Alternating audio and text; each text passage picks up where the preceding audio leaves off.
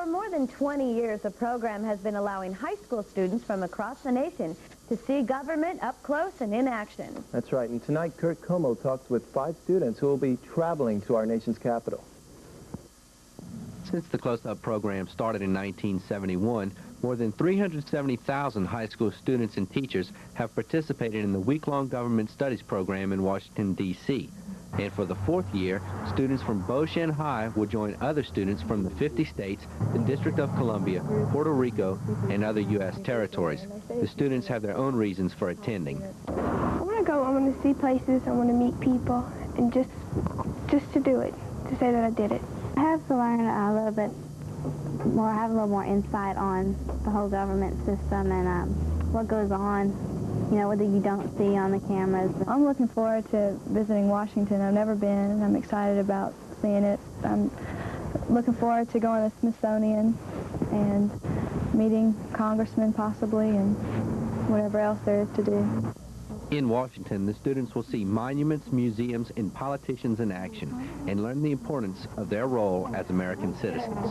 I will be voting soon, and just to see what's the process of how they pass bills. Because I hear all these adults complaining about how the politicians aren't doing their job, and I want to basically know what their jobs are since I do have to vote next year.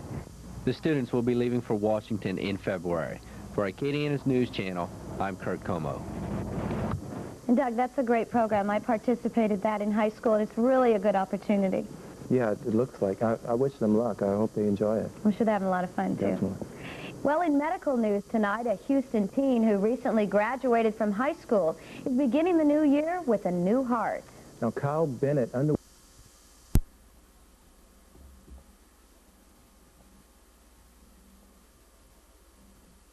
a light frost or a freeze, so do protect it this weekend, as you heard Pat talking about the cold weather coming in.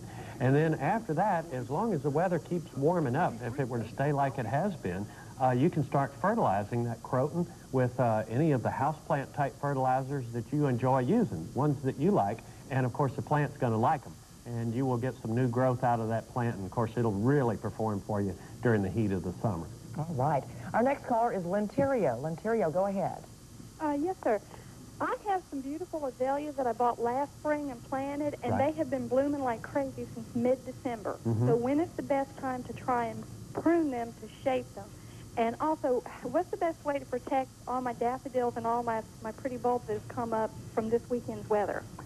Well, if you're in the city, it looks like, and of course I'm not the weather guy, Pat is, but it looks like it shouldn't be heavy enough frost to really damage the plants. The daffodils and the other bulbs. The easiest way to do it would be to cover them like with some pine straw, something like that, rather than trying to use plastic or a sheet or something which could break the stems. So that would be the best way, is to just pile up leaves or organic matter around them. And then, you know, they should pull right on through. I'm just hoping that we won't have as heavy a frost as what we could have with this cold weather. All right, our next caller is Barbara. Barbara, go ahead. Yes, I have some pansies that I planted, and they're beautiful. They're green, but I don't have any blooms. One of the things that can happen if the pansies are in too heavy a shade, you will get nice-looking plants, but with no blooms to speak of. So it might be that they're planted in the wrong spot. Or if you're fertilizing them on a heavy, regular basis, if you cut back on your fertilizer, that ought to stimulate them to bloom. If nothing else, you can try some of the products like Super Bloom and Bloom Builder, and those products a lot of times will stimulate the plants to go ahead and bloom for you. All right. All right, now we're going to hear from John from Baton Rouge. John, you're on the line. Yes. Hi, John. Hi, Lois. How are you? Good. I've got roses that have all of a sudden just spurted up with growth, and I haven't pruned them yet, and I'm just wondering whether I should cut them back with all that new growth on them. Well, if they're overgrown, I think I'd be tempted to go